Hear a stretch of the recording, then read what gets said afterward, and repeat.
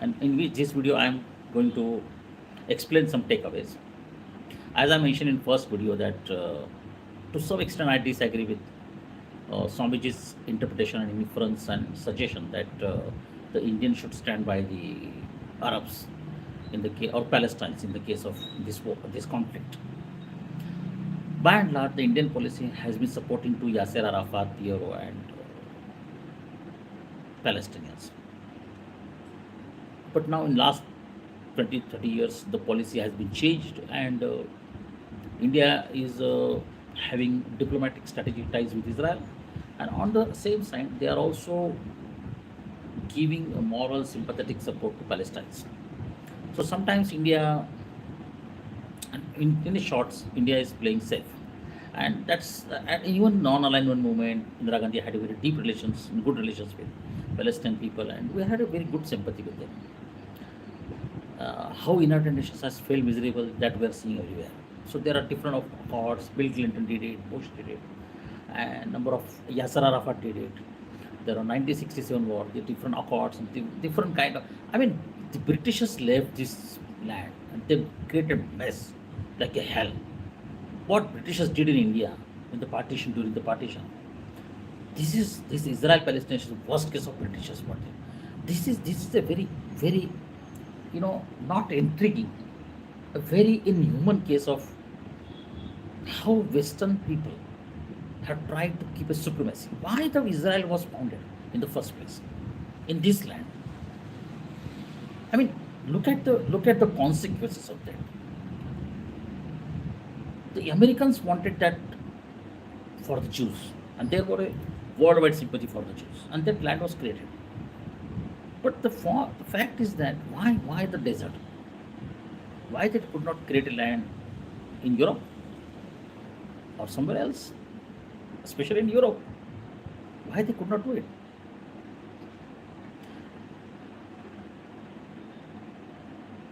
Did the Americans use, and especially the Western, use the Jew sentiments and the Jewish people and then aggression and their sentiments and belief system to contain the Arab world, to manipulate the Arab world for the oil, for the business? Because America don't fight religious wars as they claim it. Okay, they fund it, they provoke religious wars, but their official tagline or official policy is that they don't fight religious wars. But then there is one more thing. One more thing is that for over 1,000 years, crusades between Christians and Muslims has been going for 1,000 years, right? Now, these crusades, what we have seen the bloodbath. We have seen different empires, the collapse of kings, and blah blah blah. Okay, but the Christians and Muslims have not come to the terms peacefully, even in the modern world. Recently, we have seen in last 10, 12 years, we have seen what is happening with the Syria refugees. The more and more Syrians are going into Europe, the more and Christian countries are, those who believe in freedom and those who believe justify human rights and all these things. And I don't blame them. I understand their problem, security. I understand that the Muslim peoples and Arabs, which are coming to, because of the civil war in Syria, which are coming to the Norway and nearby countries, it's creating a problem in the building, the construction of a problem, as they interpret it in a strategic or defense manner. And I understand, I get it. I understand any country's concern when so much migration is there. Look at us in Bangladesh war. What happened? First 10 lakh people came, not 10 lakh, but ultimately when it crossed 1 crore people migrated in a very distant manner from Bangladesh because of the most inhuman torture by the Pakistani military, especially on the Bangladeshi women. Indira Gandhi told the whole world. She tried to convince the Europe and American Western countries, look guys, here is a human issue, human tragedy is happening here, but they did not bother. And we had a burden of 1 crore people on our land. We had no option but to fight a war. And after that, what happened? Millions of people migrated back, millions of people are killed, and something, there's more than 75,000 Pak military was surrendered. But where are we still? Still Assam and middle, the eastern states are facing this crisis. Okay, still we are facing. What has happened to by 1971 Accord? What has happened to 1970 census? What has happened to Assam Agreement? We are still facing that problem. So every nation has that serious issues, and every nation has its own ideas and policies. Look at the China. What they're doing with the Uyghur Muslims. They are not. They are not. They are on one side. They are convincing Muslims to be good Muslims, as per the definition of China. They are trying to make them communist. They are trying to make them good Chinese citizens.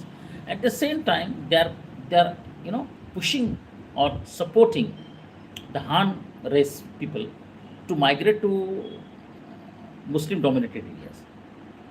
So what is happening in Assam is not a case in Uyghur Muslim. What's happening in Palestine is not a case with the Assam. But I'm saying is that you can see also in Tamil. The Tamil migrated to Sri Lanka, and what we have seen what has happened there. So migration of a large number of different races is going to create ethnicity issues. Now, if you see the modern history of the Jordans, Syrian refugees, which have gone to Europe and Arab worlds and all these things, but it has always been a demand by the Palestinians, and by and large, the world has accepted that the Palestinians deserve some kind of their own land, their own nation. Now, some countries have considered them as a nation, some have as a considered as a right, but still the Palestinians have not got their right. But my point is here, the British has left this mess, and Americans continue to create more hell of it. So the long-term policy of Americans and mostly the Western dominations, those who are dominated by the Christian values, they are using this as a toy, as a ploy, and then for economic purposes and different kinds, and to contain the Arab world. And by far they have got successful. But what's happening now is entirely different. The very existence of Israel is first time at stake. It was in stake at on 1948, 1967, and after that. But this is, I'm telling you, this the Israel's existence is at stake, and I'm going to explain it. Some takeaways. The first is this: in every war from 1948 till this one, every war. Now I'm reading some of my points on my laptop, and then I'm trying to explain it, and maybe next videos will be more shorter. So I'm not trying to. I'm not wasting your time or making you bored. So every war since 1948, the Palestinian territory is shrinking. Whatever their territory was called or given. Look at the map of the West Bank. Look at what happened in Hebron city. Look at what happened in Gaza. Now the Gaza, the Jews, the settlements have taken back, and this settlement is. And my this I'm also forecasting by explaining and takeaways, right? My takeaways are not takeaways; they're kind of forecasting also. So now what is happening is here is that this time the Israelis and Jews, which have created a very complex settlement in the West Bank. If you look at the map, and Jerusalem especially, and then other cities, uh, they have created such kind of arrangement that if I'm a Palestinian, if I want to go to a certain area of the city, I have to go to the all the checkpoints of Israeli army, IDF, Israel Defense Forces. So my very movements are restricted. Now there are certain points you won't believe it. This is intriguing. This is insulting for every as a human being. That if I put a foot here, I'm in the Palestine area. If I put a foot here, that's in the. I mean, it's like painting. You're doing a painting on a very canvas and just you're throwing the colors, or it's just the minor and very smallest islands in the Philippines and that area. I mean, there are so many scattered, fractured, like islands in West Bank. Sometimes Jews is there. Sometimes you bypass the way, some sub lanes, and then there are barricades. I mean, West Bank, especially Hebron city, like that arrangement, is a huge human cage. It's a huge human cage. You know, if you go to the some Hebron cities part, you will see some natives around on the head, children of Palestinian people, children of the Palestinian race are playing underground. The Jews are playing there upside. There are hills area. Some parts are not accessible. The shops are closed. So this is a very, very complex geographical position. And one more thing is that though the Israel and Jordan border has a river, Jordan River, and it has the river has access by the Egyptians, Palestinians, Egypt also, but Jordans and Lebanon also. But you know, the 78% water is controlled by the Israeli army. Even in the Palestinians living in the territory of West Bank, they have less access to the water. So this is not just about the war or firing the rockets. This is much deeper. Okay. Now, my next point is this.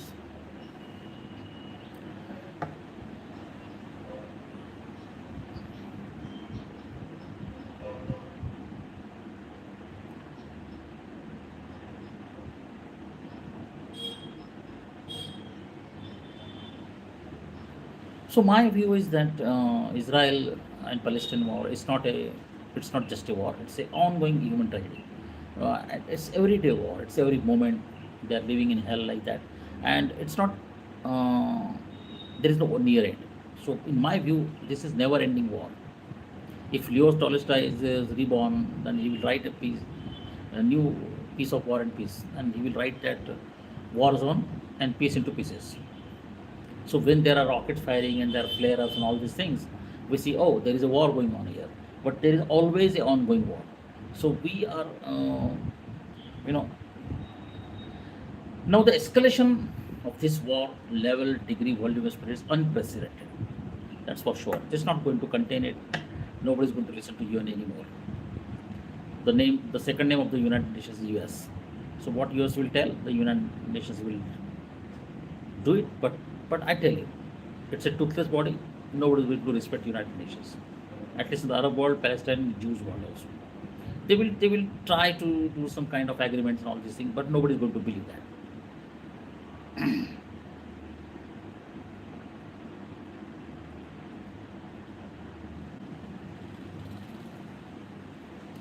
Now here is that one of the forecasts is made by that. I see a mass exodus of people from West Bank to Jordan. It's a 180-kilometer way. You have to go to the check post of, but I see a mass exodus of Jordan. And this time I don't see that the Israelis are very much interested in settlement and more settlement of the Jews in the West Bank. They are more interested in the displacement of the Palestinian to the Jordan or Lebanon, but mostly in the Jordan. Why Jordan? That I will come to in the another point. Now, no country can oppose this exodus because what happened in Syrian civil war, what happened in China, we are seeing it, right? So nobody can oppose this. It's now more about power and less about the land.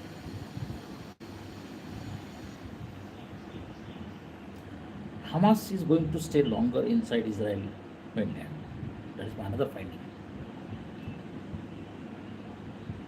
Israel will try to start resettlement in Gaza Strip because they had taken it back. They had cancelled their resettlement, but they will now start the resettlement. And this time, I also see a pattern that the Arab world, especially the nation, as a proper government, is taking different kind of position. But the ISIS, ISI, Taliban's, Hezbollah are going on the in the support of Hamas. So I am seeing that the Hamas is connecting the dots between the other terror organizations. So I don't see that this is the Hamas attack is limited to mainland Israel. This time, other terror organizations, irrespective of their Shia Sunnis, irrespective of their what their governments are dictated terms. I see a pattern and it's emerging. I see it intuitively or whatever you call it. There are different factors of intelligence. Not intelligence is everywhere. It's about raw or CI. Intelligence had more than 100 factors, right? My intelligence and intuition says that this is a factor. Like the Pakistan says, right? We have ISI, we have government and non-state actors. What is the meaning of non-state actor? This is a very, very puzzling, coining of words to mislead the people. They are terrorists, right? Sponsored by the ISI. I mean, that's a fact known by everybody, including the Pakistanis. So here, what's happening is that a platform is creating between Hezbollah, Hamas, ISIS, ISI, and other terror organizations, and they're coming together for a certain cause. They want to create a situation. They want to keep Israel hostage, no, for a longer time than what Israel can anticipate or expect.